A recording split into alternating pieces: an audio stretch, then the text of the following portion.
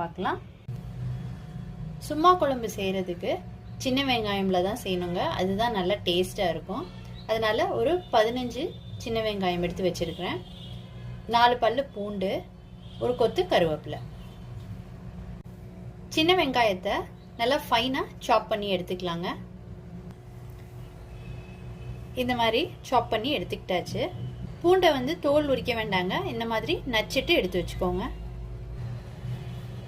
4 tumbler தண்ணியில் ஒரு lemon size அளவு புளி வந்து ஊற வச்சிருக்கேங்க. சும்மா குழம்பு செய்யறதுக்கு ஒரு கடாயில் 2 டேபிள் ஸ்பூன் எண்ணெய் விட்டுருக்கேங்க. இதில் 1/2 டீஸ்பூன் கடுகு சேர்த்துக்கிறேன். 1/2 டீஸ்பூன் உளுந்தம்பருப்பு சேர்த்துக்கிறேன்.